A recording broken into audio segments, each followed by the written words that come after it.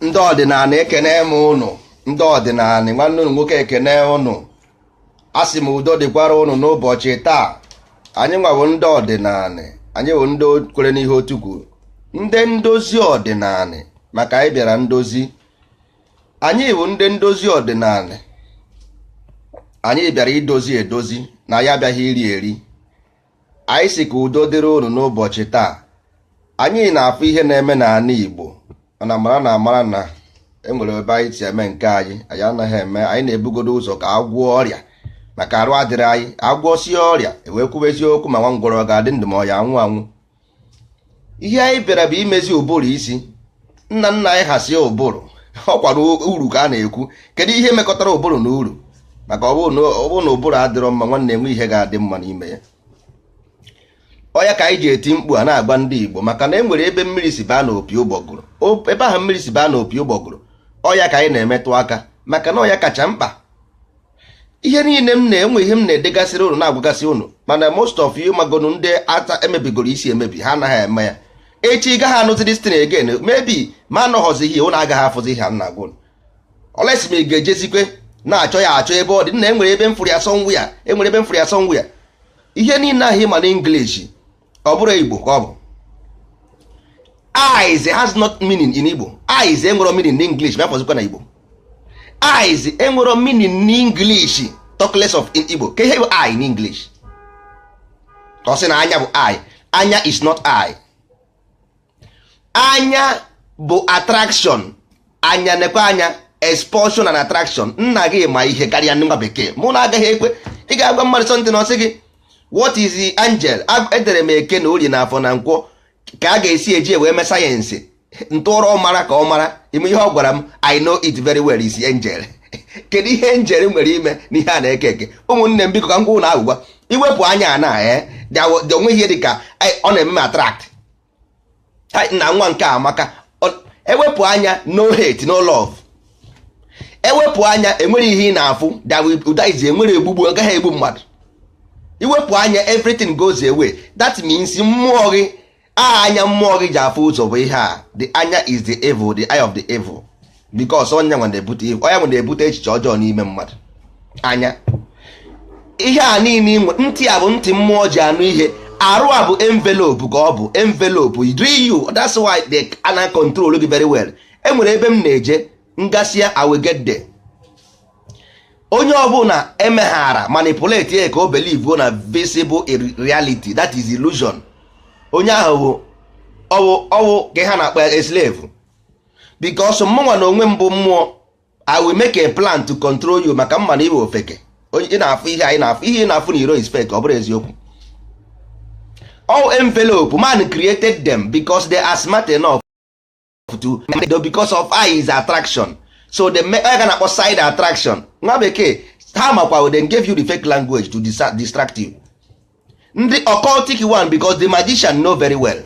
Ihe m na-agụ na mystery knowledge, ọkwa nke a ka eji eme ndị elite ji agụ akwụkwọ. Mana ịmagoro ndebe anyị deme, ha agaghị eyuzu ya. Ndebe anyị ịmagoro ị ga-agwa ha, it tell them what will benefit them. Eke, orie, afọ, nkwọ, every science ọbụla chọrọ, ma plan ọdịnala Igbo.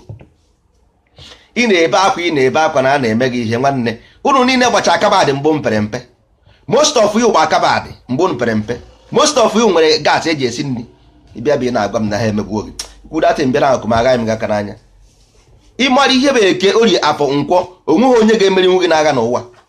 Ịmara ihe bụ eke, orie, afọ, nkwọ, o nwere ihe ị gaghị arụnwu n'ụwa. Ọsịọma ya angel, that means ịmara ya. Ụmụ ibe, ka anyị kenegodo eke, kene orie, kene afọ, kene nkwọ, kene ndị ọkpụ na ndị egede, kene ndị nna nna anyị ha, ndị agha ejesi agwụ, ndị agha sị na anyị nwa na onwe anyị agaghị ada mba, ndị agha nyere anyị eke, nye anyị orie, nye anyị afọ, nye anyị nkwọ, were ebe anyị afa, were eme ahịa obodo anyị ka ọ ghara ifu efu. Ịmara afụgo ihe mere nna gị ji were eme ahịa, maka na ọ ma na ọ dee ya na akwụkwọ, nwere ike akwụkwọ efuo, o were eme ahịa ka ha ghara ifu. Koodu rie, koodu the mind into ọjị, koodu the judgment and justice into ọfọ, koodu the knowledge of self into mmụọ. Si na mmụọ gị gwara gị you see kedu onye bụ mmụọ gị na-agwa gị onye ka a na-agwa na ụmụnne m tete n'ụra unu je chekie nwa bekee enwe ihe a na-akpọ St. Peter. If go and Google symbol of Peter, ị ga-afụ na cross akpọdoro isi naanị were key mee ya cross x. Gịnị nwa bekee si na cross wụ sign of rising abi? Nwa bekee si na cross wụ sign of rising. Kedu ihe o ji kpọrọ isi naanị?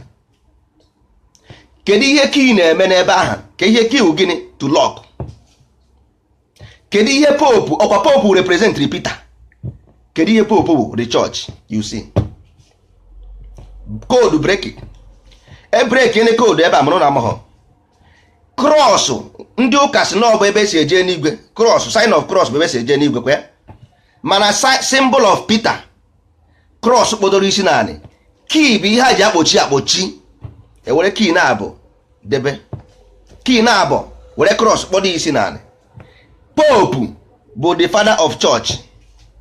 Nyanwa represent Peter. Then what is the meaning of church? Ị marazi ihe symbol a meanri, ị mara ihe church na-arụ. Western government, Western country, ihe ebe a foundry ya bụ na church.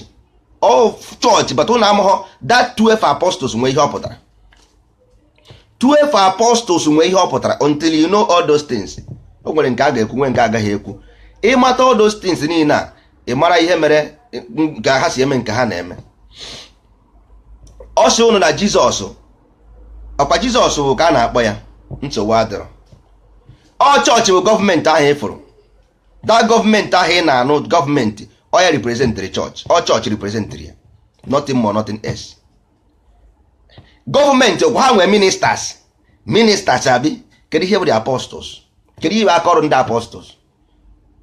Gịnị bụ aka ọrụ ndị apostles? Then gwa m ihe bụ ministers. President enwe ihe ọ na-arụ mana ministers ya na-arụ. Ya bụ Jizọs enwe ihe ọ na-arụ mana ministers of Jesus na-arụ ọrụ abi. So unu afụ gị ọ dị common to the code mana ị ga-aghọta ya. All the Bible onye maka eji agọvanọ gị because echenugo the mind with Peter. Echenugo the mind with Peter. The mind echenugo with Peter. Gọọmenti a na-agwụsị gị ịba with ministers, minister of agriculture, minister of finance, minister of nka, minister of nka. Ndị ahụ the apostles of Christ. Minister of justice. Ọkwa Peter bụ onye na-akọ azụ. Ọkwa sị eje kọwa azụ. Yes, na church na-akọ na azụ no getting soul for the government. That is simple truth. Peter bụ onye nkọma azụ ka ọ na-akọ. Asụ na-eji 2 fishes wee feed ndị mmadụ. 2 fishes ọ bụ ihe bụ Democrat and Republican. Ọ bụrụ ya. Democrat and Republican ọ bụ ya bụ 2 fishes. Gịnị bụ basket? Basket ọ bụrụ nwa bụ basket. Ọ bụrụ nwa nwe ọhụrụ nwa basket. Gịnị bụ basket? Ngịga. Ọ bụrụ nwa basket ọhụrụ net eji egbu azụ. A na-agwa unu n'ebe ihe na-eme unu si ndị be anya just nsogbu adịrọ. Ọdịnala ihe anyị bịara bụ idozi ịgbape ụbụrụ. Mbọsị ọbụla ibidoro chebe outside from inside to outside from that moment ị mara ihe and the foundation of ọdịnala ebe elerie bụ this thing na-agwa gị na because ihe o mean bụ illusion, vision, visual. Television bụ visualization ka a na-akpọ ya. That means anya gị bụ visualization ọ bụrụ real. The real of mmadụ nọ n'ime gị then ihe na-ejizi anya afọ outside universe. That's why nna gị ji wee sị ntu abụrụ nail because ọ bụrụ na ntu nail ị gaghị akpọ mbọ ụkwụ nail fingernail. Ọ bụrụ na ntu nail ị gaghị akpọ mbọ ụkwụ fingernail. Nna gị sị gị ntu ọkwa bụ ntutu isi abi ọkwa bụ ntutu. Gịnị bụ ọtị? Gịnị bụ ọtị? Ụtụ. Gịnị bụ ụtụ? Ụtụ gbara ihe. Gịnị bụ ụtụ? Ọ bụrụ na ị mara ihe bụ ụtụ then ị mara ihe bụ ntutu. Ihe ọ na-agwa gị na the outside ị na-afụ bụ the illusion na the real world bụ inside. No ebe ahụ ka ọ na-esi apụta ntutu isi. That means ebe ị fụrụ na bụ outside world but really ọ bụ inside. The outside world bụ inside you. Ebe ahụ ị na-eche echiche.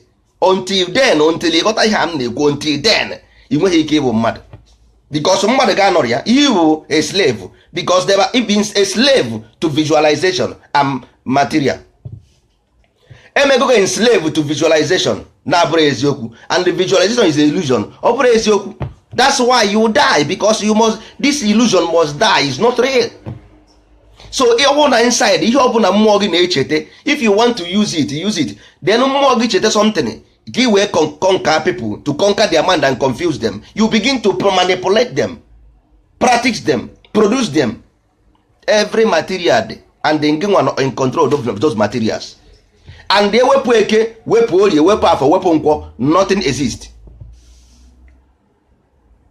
So nna nna gị koduru ye, and na ana Igbo, ihe niile a m gwara gị na ana Igbo ọ dị ya. You don't need to go to Lagos to see them, you don't need to go anywhere. Ana Igbo have everything. Ana Igbo nwere ihe niile a na-agwa gị just to be great.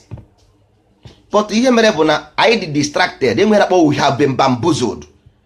Nna nna ya kpụbara ụzọ mgbe enu narị na-adịbeghị, mgbe enu narị na onwe mgbe anyị pere mpa na-eforo anyị ifo, na mgbe enu narị na-adịrọ, mgbe enwebeghị enu narị ka nna nna ya kpụbara ụzọ.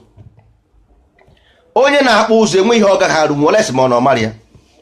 Onye na-akpụ ụzọ can build anything in this life olesi ma ọ na nwere information. Ịgwa ya ịkọwarị ya ọmara ya, because ụzọ bụ the first technology. The first technology emere n'ụwa bụ ịkpụ ụzọ, and ndị nna nna anyị ha mere ya. Ka esi apụta na 24th century, nwa bekee anyị lesịrị information na abịazi na elesi anyị elesi. You don't need to go to nwa bekee. One no practice makes improvement. Practice makes improvement. But ụnụ agara ekwe, agụ ụnụ nke bụ eziokwu, ụnụ akọrọ nonsense jewa. Ego ndị Igbo tụtago n'ụwa since aji wee tụwa ụtụ, o ruo n'ime ana Igbo Japan. But no focus, no ideology, nothing. Ịgwa ha eziokwu agwa na-akọgheri. Nowhere on earth ndị tụgoro ụdị ego ndị Igbo tụrụ n'ụwa. Ndị Igbo na-atụ ego na meeting. Every meeting ọbụla ndị Igbo na-atụ na deja na-atụ ego dị. Kedu ihe eji ego eme? I don't know. Meeting ọbụla ndị Igbo na-eme n'ụwa, ịbịa ịbata meeting na sị gị weta 5 euro. Mana this common thing, this simple thing, kedu ihe onwe ihe anyị nwere? All this organization onwe dị nke nwere ordinary ka ha na-akpọ ordinary Red Cross nkịtị. Ha nwere ọdọ have nothing. Yet science anaghị esi n'enu ada. A na-eme practice.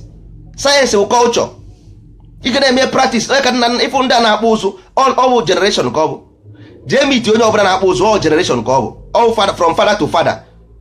Ọ ya bụ science. Science is a continuity, it's a culture. It's a science with a culture. Ọ ya na-ekwu maka ya. So yeah, our ancestors way. Let us master this thing again. Wepụ this spirituality and this bunkum religion. All that thing mebiri anyị isi, mebi anyị anyị. Ka anyị remaster kwa this science again. You got to go. Everything bụrụ practical. Everything practice. Everything practice. Mgbe mpere mpe, every street n'Igbo land nwere factory. Go and ask your father. Jee jụọ nna gị. Jee jụọ nna gị, every street na n'Igbo nwere factory. Ọ bụrụ na ha ama ihe ha na-eme, no because no practice makes improvement. Ọrụbịa nwa ya pụta, nwa ya follow up, perfect everything. As life goes on, life changes, life grows. Ọ na-enweta more information na nke aha nna ya ji. That is some common thing. All foundation anyị chọrọ ilere our people, lay a foundation of our science and technology. Nna nna anyị ha bụ ihe ha na-eme, not to spirituality, not religion. Ihe nonsense from the West. Spirituality where English or Igbo. Gịnị bụ English? Ya ọ bụ Igbo. I is nothing. Onwe your I is meaningless. Anya is expulsion and attraction. Ọ ihe anya pụtara. So gwe ka nna nna gị na-enye ihe afa based on scientific proof, so that ka ọ bara gị uru. If you know the meaning, use them to create, because the afa ha nyere ya all scientific name, so that ka ọ dịrị gị easy to use them. Practically use them. Practically eke is ọkụ fire. Ọ na-eke eke ọkụ can divide. If you go and take sand now, gbanye na 3000 degree ọghọ liquid, iji produce glass. So sun, fire na-edebia bụ na enwe na eke anything. Iwere mmadụ tinye na fire now 3000 degree ọghọ liquid. So ọ bụ the fire ahụ hitiri the air, ya hitiri air, change the condition of the air, ya mmiri apụtaba. Nwa bekee put in practice akpọ ya air condition. Ọkwa na anyụ mmiri, ifugo air condition anaghị anyụ mmiri before. No, air condition na anyụ mmiri because why? The electricity which is the fire hit the air. Simple as ABCD. Ihe ọbụla ịkpara aka heat here with the fire o change condition ozugbo. Anything ọbụla atọl iwere na tinye na fire o change condition ya ozugbo. That is eke ndị be ji kpọ ya eke. ndị be si afọ arụsị pastọ tụ change ya, mana ebe ahụ ka okike dị. ị nwere ike nwee anything ma bụrụ eke. ị nwere ike nwee anything na abụrụ orie, but orie ị ga-eji freeze ya. ị ga-eji orie block ya because without orie ị gaghị block nwunye. You must block it with the orie. Where is the matter from afọ ka ị nweta the matter. Eke heat ye air anyụọ mmiri anyụọ ana, ha niile mekọ ọnụ ọrụzie ojikọ ya wụ mmadụ, ya wụ matter, ya wụ mineral. All these things will matter nonsense from the same place. Use air to divide them. Use air to use fire to divide them. Use fire to divide them. Ime orugharịa ya ịchọzikwa iwere aka gị iwere Chineke create gharịa ya. Use those material something, create them to material means ị ga-eji eru ihe ọbụla ị chọrọ n'ụwa. Ihe ọbụla ị chọrọ ị can build. Anyị abụrụ ndị nkịtị na-akọgheri. Ihe ọdịnala bịara bụ science and technology. Nwanne hapụ ndị a na-achụ aja, ndị na-aka nzu, ndị na-ata ọjị. They will come and follow us. Here religion. That is nothing but religion. Nothing more, nothing else. Religion makes religion enweghị ọ ga-emere gị. Religion cannot do you anything good. Not today, not tomorrow. Because nna nna anyị ha emeghe religion. Because ndị be anyị ndị Igbo anaghị anụ Igbo. Kwuru ndị Igbo ha anaghị anụ Igbo. Ihe a na-anụ bụ Igbo British 1900 Igbo nke a na-atụpọsị kpọmkpọm everywhere. Nna nna anyị ha na-use symbols. This kpọmkpọm enweghị ihe meaning. It has no meaning. Ị ga-aga na Google sayensị ka ịwụ sayensị, ọ sị gị sayensị bụ gịnị bụ sayensị means what? Igbo Igbo na sayensị ọsọ sayensị gịnị bụ sayensị na Igbo? Ọsọ sayensị Google it, Google sayensị na Igbo na Google very soon ọdịnala Wikipedia na-apụta ka ụnụ mara ihe bụ Igbo. Agwụ na ihe bụ Igbo 98% ndị Igbo anaghị anụ Igbo, ha amaghị ihe bụ Igbo. Mmadụ one n'ime ụnụ mana anya abụrụ I. Mmadụ one ndị Igbo mana anya abụrụ I has nothing to do with I. Mmadụ one ịjụ onye Igbo sị gị anya I. Chigozie abụrụ blessing, ọ bụrụ God's blessing. Nothing no, Gozie abụrụ blessing. Ozi wu message. How come ozi become blessing?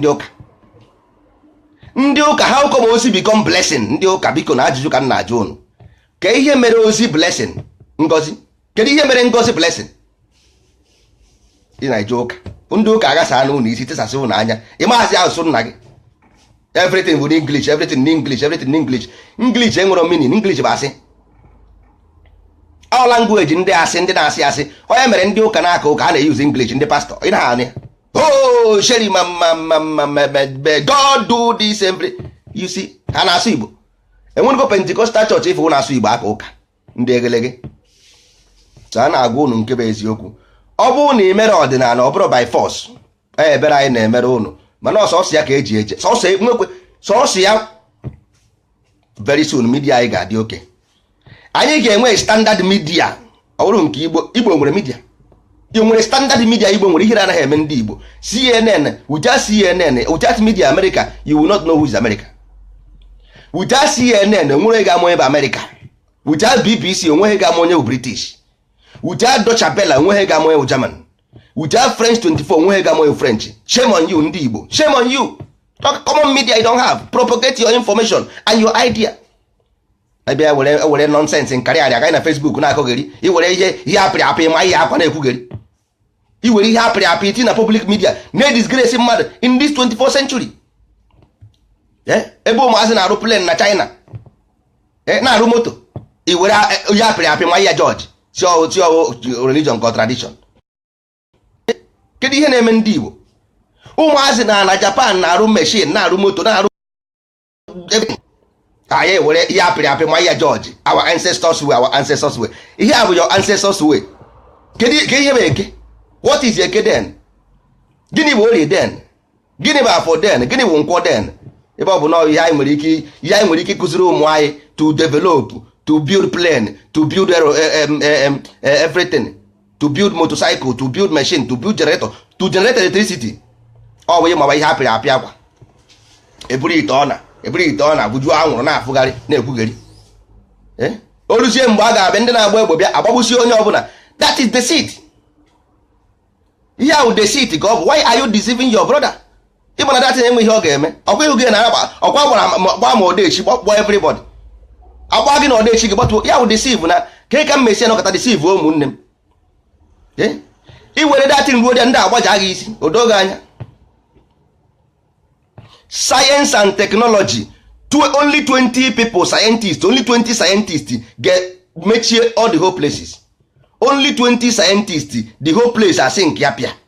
Ghọọ mmiri Sodom and Gomorrah. Only 20 scientists everywhere ghọọ Sodom and Gomorrah in 5 minutes. Although na ya na religion and spiritualist and all these things so bunkum.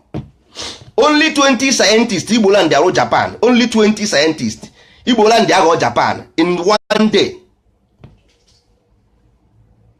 Ghara na ihe agha n'ime ọhịa nothing ọha niile pịa ma spiritualist o ma ụka o ma Islam ma theogony o n'ime ọfịa pitaka. Let us practice what we preach. Ka anyị practice ihe anyị na-ekwu. Let us practice nature. Let us observe nature. Nature we create with nature. Ihe nature nọ ebe anyị na-eme ọ anyị nwawo mmụọ. Rapụ na ụmụ nonsense ya na-achọgharị Chukwu ebe ọ na ebe ka ọ nọ. Ị gara afụ ya. You never seen it and you cannot see it. Ị gara afụ mmụọ because ọgwụgwụ a bụ mmụọ. You can never see mmụọ. You are the mmụọ. Ị gara afụ Chukwu because you are the Chukwu. Ị gara afụ Jesus because you are Jesus. Ị gara afụ Allah because you are Allah. Rapụ all those nonsense. Face your life. Face your life. Nene ebe anyị nọ. Everyday na-ekwu ofu okwu ebe a. Common media nkịtị we cannot have. Media, ordinary media to propagate this information to our brothers. Ụmụntakịrị anyị na-amụ etinyere ya this na cartoon, emeghe na cartoon, na-eme na TV. Go to Western world, gwa m ha many television ndị West na-echo African movie.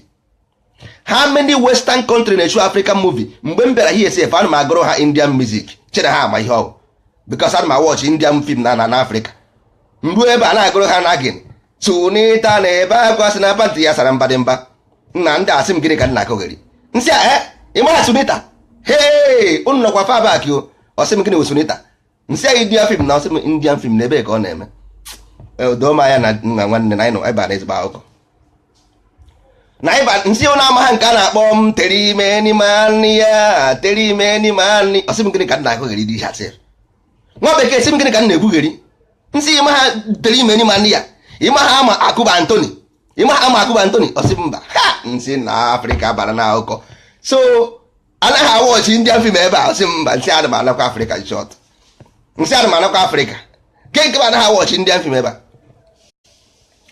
nwanne ndị Igbo anyị nidiri media and ọ bụrụ Igbo media ka anyị chọrọ ihe chọrọ ọdịnala media maka ndị Igbo abaa na akụkọ ndị Igbo abaa na akụkọ ya anyị chọrọ ndị ọdịnala ndị ụjọ anaghị atụ maka ndị Igbo ụjọ na-atụ ndị Igbo kawọt ụjọ na-atụ ha ndị ọdịnala ka anyị chọrọ ndị Igbo na-eme ọdịnala ịmana ọ dị iche enwere Igbo nwee ndị Igbo ọ dị nwe ndị Juu nwee Judaism ndị Igbo Judaism ndị Juu Judaism kwema enwere ndị Juu nwee Jewish Judaism ọ ndị ahụ ndị Juu ọ ha nweta state of Israel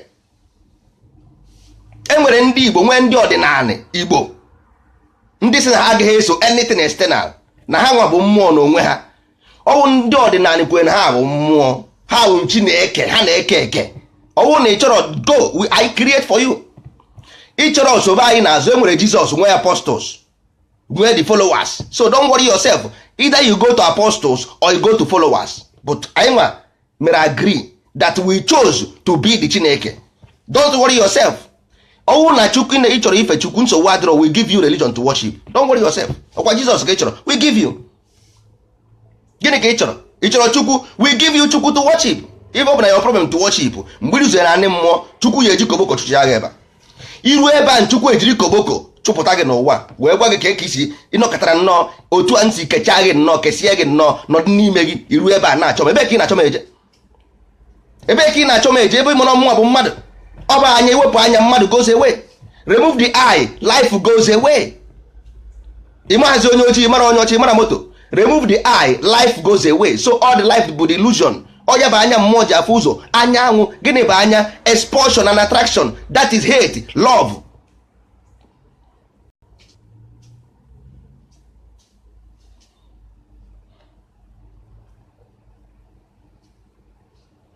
You got to go. So my people, yeah, thank you very much. So ihe a na-ekwu maka ya bụ ihe anyị na what we offer is the best for every black man on this earth. Every black person, this because black people are suffering because Africa amara ihe. Ọnụ na-amara. Black people suffering everywhere because Africans isi adịrọ mma. Only thing ga-eme ndị Africa ọ dịrị mma to discover the science. Based on science, ngị nwa bụ mmụọ, you are the creator. Inside you, the matter is around you. Everything material is all around you. But have the information and the code. Nwa bekee coded everything for you. Nwa bekee code you and give you external life. Then give you usual life with eye. Eye is nothing. Eye abụrụ anything. Is anya. Anya is a expulsion and attraction. That's why he say na nwa dey attractive. Don't you see? How do you know that not attractive? How do you know that's not attractive? How do you hate somebody? Why? Because he's black. How do you know that he's black? How do you know that the person is black? How do you know that this person is white? Is it not? Or is it not your eye? That girl Amaka, she's beautiful, she's handsome, she's ugly. How do you know? It's your eye. So remove the eye, illusion goes away. That's why if you want to, I can control everything if I want. But we can do anything. I got plan. This is matter. Eke Orie Afonko, we establish a factory and do them. In 5 years, we give you perfect aeroplane. Can you support us? You got sponsor me. Can you sponsor that in 5 years we give you airplane and it runs everywhere? Ibande ba yana kogeri na ekwugeri na eje. Ibrezi iburu information you give everybody information because one hand had it been you here all this thing aga ha na ekwu eniro na ekwugeri bia ka ikpa nkata na secret ekwu eziokwu mmadụ emepụta ihe enwe ihe nwa bekee na-eme iche. Nwa bekee is not doing anything special. No, what they did is establish a laboratory and begin to study. As you study you create. As you study you create. Everything is discovery. There is no invention. It's discovery. Everything is discovery. There is no invention because the life itself, all the ever already is here and it will be here. As long as all the here, you can produce them. You can use them and produce. Transistor, condenser, all just to change the voltage, electricity voltage. That's all here for the computer and TVs. Or transistor and the condenser. To reduce and to add. Ihe na-decide that any dream 5 megawatts watts or something like that. Then I put condenser to reduce it. Eventually go add yeah. Everything iwepụ electricity, everything goes away. Common sense is not common because we are looking for something else. Oh, na ya na achọ Jesus, aya na achọ Chukwu, aya na achọ Chukwu, aya na achọ Allah, aya na achọ Allah. Ụmụ ihe ga na achọ. Oh, you are telling me there is no God? Hey. Who cares? Who cares? God created you and gave you that to slaughter. Since 1700, they are slaughtering you, and your God have not wake up. Since 1700, Ghana slaughter. Since 1700, how many years will your God stay in idle and watch you perish? How long can your God stay idle and watch you perish? And after 2017, you are still calling Chukwu Abiyama, Jesus Christ, Allah, and this. After 200, 300, 500 years. Because you refuse to accept the truth that Obungebu Chineke. Nobody can save you. Every information, every single information is in your hand. You refuse. Nwabeke created the UN to conquer you, and you go back to the same UN to ask Nwabeke to help you. Atom, create subatom. There is atom. Take the atom and make subatom. every element nwere chemicals inside them, every element from A to Z. Oroma, you can change it to poison if you want, because there is atom in orange, you can change it to poison. If man can kill, that means subatom in man is vibrating negatively, the man turn to devil. That is opposite of good. So anything nwere that and everything nwere, every matter has it. What oyibo na-akpọ, achọghị m na-akpọ afa ya ebe a maka akịsa this boy ma ihe ọ na-akọ, ha achọbazie mmadụ. Ihe ọ na-achọgharị na uke ndị na oke a before nwa bekee ekwube okwu a na-akpọ, anaghị m akpọ ya afa short. Ịghọtago? Before nwa bekee ekwube okwu a na-eme ihe a na-eme ihe a na-eme, nna nna gị macha ya na ha ejighị egbu mmadụ, ha ji eme ihe ọzọ, ihe dị ya mkpa. Ihe a niile eji awash gold out, ihe eji awash a ji asa gold bụ eji asa diamond, eji asa ihe a wụchi ihe nwa bekee ji were rụbazie ngwa ọgụ. Ihe nna nna gị ji arụ gold ma diamond, ọ ya ka nwa bekee ji arụ ngwa ọgụ taa. Nna gị ma bụ ya before, but nna gị don't care to go and take people's land and kill them. Mana nwanne o ruo unu na ọmụme onye agba n'ọsọ, ị ga-emezi agha. Mana ị nwere information nna nna gị na ị na-eje ụka, ị nwere information nna nna gị, ịbụ ha anụ enu, ịbụ ha anụ ana. Ụka nwanụ ekweghị ego ojije, ọgwụ nwanụ ịgwọta ha ọnụ gị. Enweghị nke imetenwuru enu eru aka na eru aka, mgbe ọbụla atọ n'ibe akwa, every day. America bring Black Lives Matter. South Africa, they are killing Nigerians. Asia, they are killing black people. Africa no way. Petem. Everywhere, you see. Because you cannot establish a place. Nobody can stop you. You can create, but you talk too much. Too much. You talk nonsense. You will keep from a place. Israel or the how many, if Israel 300 and found a state of Israel 1908, they are not up to 300 people.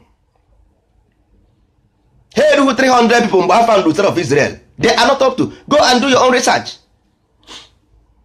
You get a video from one house. You get a video from one house. You must start from a place. Ndị Igbo biko. Nwanne agaghị ekwu anything, anaghị m ekwu anything ebe a. Ihe ahụ media, public media, onye ọbụla na-anụ ihe ị na-akọ, nwanne anyị anaghị eme otu aha. Anyị ahụhụ ndị iberibe, anyị anaghị achọ fem. Anyị achọghọ fem. Ihe anyị chọrọ bụ ihe ime ka anyị Igbo dị mma. So ihe ọbụla anyị ga-eme ga-abara anyị uru, anaghị ekwu ya ebe a. Ihe mere m akpọghị ya afa bụ na ọ nwere ka ọ dị. Ịkpọ ya afa ndị onye ọbụla ga-anụ ya, ọ dịrọ mma. Ịghọtago? So ihe a na-ekwu ụmụ ibe kwekwere ọdịnala anyị na-eme, nke anyị na-eme ndị ndozi ọdịnala. Ọnwụ na ndị Igbo akwadoro ihe, ọnwụ na destin mechaa fuo ekwugide otu ọ na-anụ okwu, onye ọbụla jee ka anyị na-ahụ aje. 5 years ka m nyere ụnụ, ana Igbo agaghị adịzi. 5 years ka m nyere ụnụ na marakwa na amara na nature abhors vacuum. Why? Because one majority of ndị Igbo amụrụ ha outside Igbo land. Majority of ndị Igbo amụrụ ha outside Igbo land. Igbo were protocol. Culture were protocol. Once you go out of that protocol, you are not part of the culture anymore. 98% of ndị Igbo ndị ụka. Do you think? Culture a protocol. Once you go out of the protocol, ebrozi onye ebe ahụ. And the 98% of ndị Igbo ndị ụka. Ha emego for pay, you have been taken away indirectly because it was smart enough. Ndị Igbo ma ihe, ndị Igbo ma ihe. It was clever. You believe in outside world. A Christianity m ihe o gosiri na you believe na external world because you believe in your eye, the illusory eye. Ịjụ onye Christian ọ sị gị na nwa bekee bring science, ihe o gosiri bụ na nwa ahụ ọ naghị eche uche, anya ka o ji afụ ụzọ. Ọ sị gị na-ekwu maka ụka, ị na-ekwu maka ụka, what of science? Ịjụ ya ma mgbe nwa bekee bịara, gold bụ gịnị, ịkpụ ụzọ bụ gịnị? Ọ bụ sayensị. How do your father do palm wine? Ị mana palm wine dị hard to discover than ogogoro. Ị mana ọ dị hard to is hard to discover, ọ dị harder to discover palm wine than ogogoro. Ka mmadụ ga-esi ama na mmiri nọ n'ime datin, ogwupuo ya, ọ na-agbapụta, ọ na-aṅụ ya. Ihe o tekiri higher knowledge to discover. Nke mmanya nwere ike isi mmanya because through heat na-eme mmadụ. The man everything it distill, you can distill something out. mana nke mmanya adịrị izi, mana nna gị discover ya, mana ị kpọrọ ya common because for you all the common, for you all the common because you don't know how to discover. In 24th century enwere information everywhere.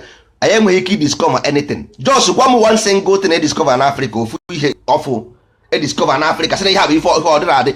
Anyị nwere excess of material. Olesi nwa bekee si n'Europe bịa Africa sị gị na discover go ihe iwe mara. Thousands, anything na ọbụla can change to anything, any matter can change. You can change anything.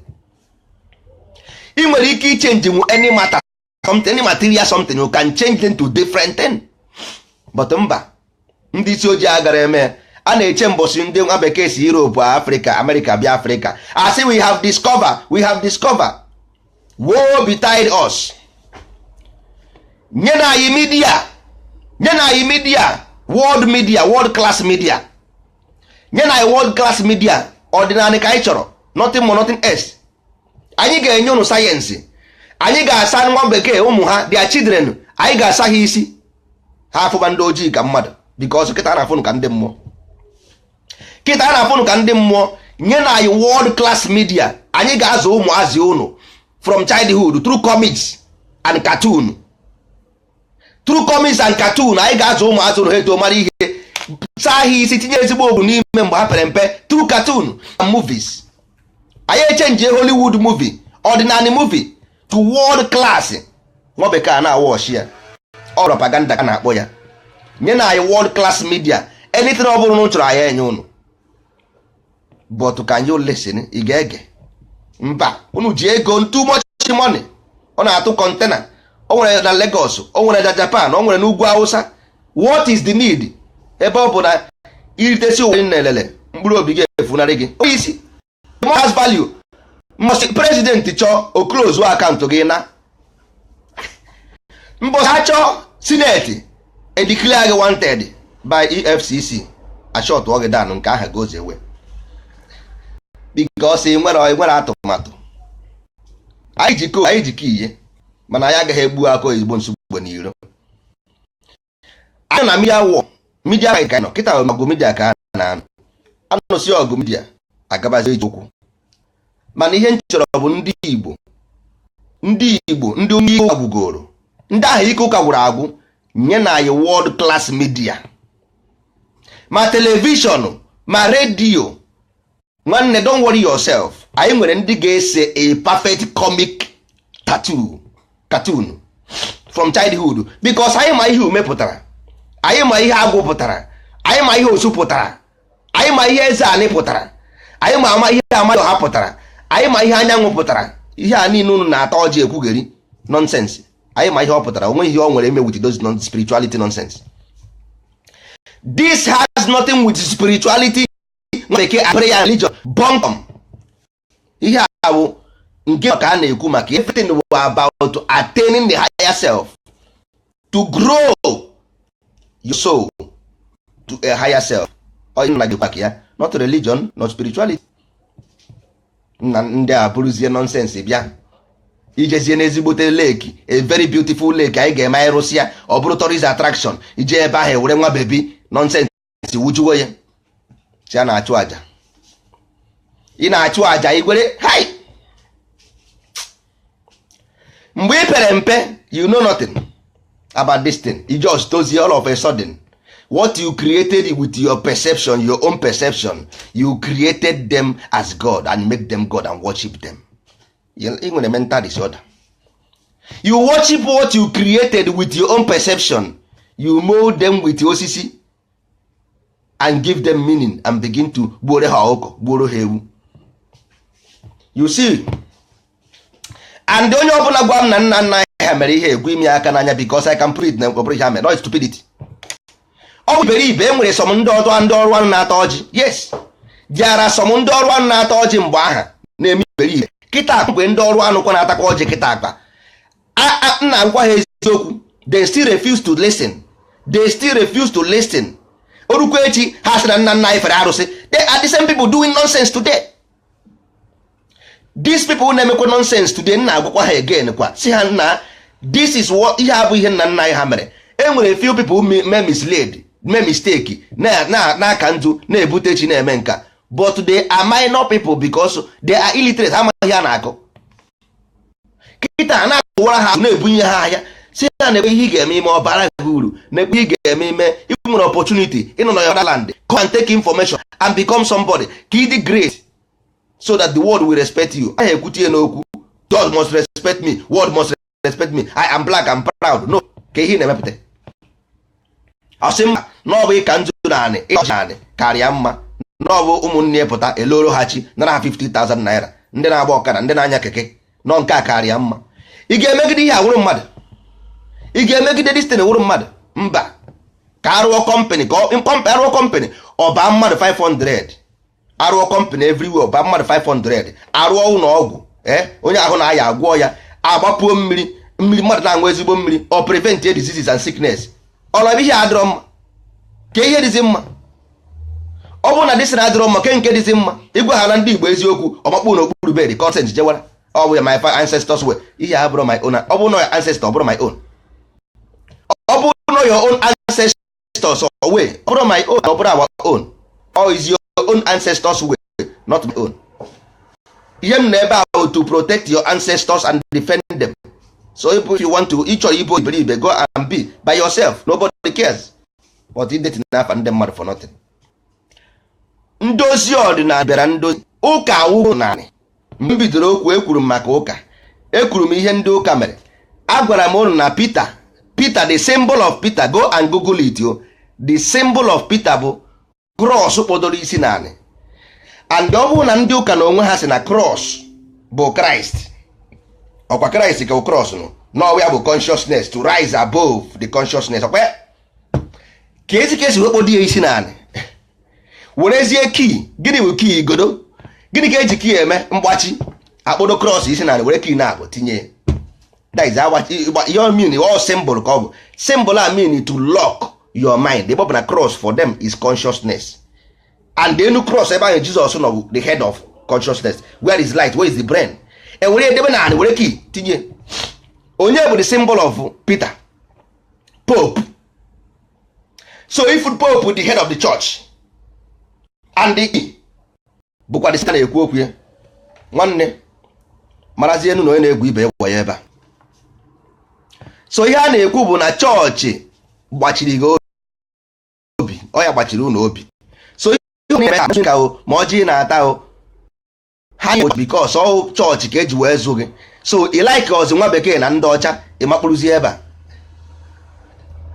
ọnyanwa because iwe nwa bekee na-ewe gị ịmakpụrụzie ebe nke ọzọ, mana ọ bụrụ ebe ahụ bụ ụzọ. Nwanne ime mistake. Chọọchị adịrọ mma o, mana ị mere mistake ebe ahụ as well. Ọ ihe anyị na-ekwu maka ya. Ejene chọọchị, ejene ebe ahụ ka anyị chọrọ onwe anyị akara aka anyị, ka anyị chọọ akara aka anyị ụmụ ibe. Ọ ebe a ka ọ dị n'isi. Anyị wụ mmụọ. Onye na-asị na mụnwa, gịnị wụ mụnwa? Gịnị wụ mụnwa? Mụnwa ọsị m onwe mụnwa, gịnị wụ mụnwa? Mụnwa bụ mmụọ nwa, ihe ọ pụtara. Mụnwa bụ mmụọ nwa, ị na-asụ ya everyday. Mụnwa onye nwa bụ mmụọ nwa ụmụnne, o nweghị ọzọ. Mmụọ nwa akpọbiri ya akpọbiri mụnwa. Mmadụ na-asị ọ na-achọ ịmụ nwa, ọ sị ka ya mụọ nwa. Mmadụ wụ the body and the life you live. That is when the body become active. Ịghọtago? Anyị abazie ya mmadụ, mma ndụ. Anyị na-ekpọrọ ya mma ndụ, the beauty of life, ma echi ime ya for baptism. Beauty of life. Mana the coded name ya bụ mma, the knife of guide. Mma the guide. The manuscript, the guide. Onye maka a na-ekwu because life bụ something unstable. Ebe a nke anyị si wee nwee ikwu atọ. Ikwu atọ na-ekwu maka ume, a na-akpọ ya ume ezi nwa, which is the soul. Agwụ, which is the volatile, the spirit. Mmụọ, agwụ mmụọ is unstable. Then G abụrụzie the body because G is something unpure, poisonous. Ọ bụrụkwa G nke a na-erikịta, nke produce na laboratory. G mgbe ndị ochie is poisonous, only the transmutation to eat it because of so many ingredients o nwere. That is mmadụ. Mmadụ dị so powerful, but you must guide the mind so that ị nwee ike ịpụ ụzọ, ịbara ndị be unu, bara village unu uru, bara obodo unu uru. Nwanne nke dị mma bụ ọdịnala. ọdịnala ndozi ọdịnala nke ezigbo onye nke nna nna gị ha mere, maka na ndị Igbo ndị ọcha mere anyị ihe. Ndị ọcha mere anyị ihe ka na agadi nwoke nọ n'ala Igbo ghọsie ọjọọ si n'afọ Jizọs. Ana m ekwu ya otu ọ dịghị kọmọn nwanne. Ihe a na-ekwu adịrọ kọmọn. Ama m orukwe 5% ndị Igbo ma ya. Agadi nwoke wasie ọjị n'ala Igbo si n'afọ Jizọs. Ọ gosi na nwere ihe furu. Go to your village and ask the oldest man n'ebe ahụ history. Go to your village, ask oldest man n'ebe ahụ history of your place. Jee jụọ ya. Ọ ga-agwa gị. Ọ marọ. Ekwenye ihe na-akọzi. So ihe a bụrụ ihe midia. Ọ na-ekwu ya ebujebe n'obi. Onye ọbụla chọrọ ịma ihe anyị na-eme ọ dee inbox aka akparịa nkata kọọ ezigbo akụkọ. Ka bụ na a na-ezi ozi ọma ka a na-ezi ndị mmadụ ka ha kwere na n'ọdịnala Igbo na ọ bụ ebe ahụ ka ndụ dị, na ọ bụghị n'ụka, ọ bụghị na spirituality, ọ bụghị na religion, nọ ndozi ọdịnala ka edozi ọdịnala Igbo anyị ka ọ bara anyị uru. Asị m udo dịkwara unu ụmụ ibe, ka ọ ree ka anyị si wee kwu si gọbụnụ nye anyị midia ihe anyị chọrọ, midia wit midia ya gbaka ụwa niile. Ka udo dịkwara unu.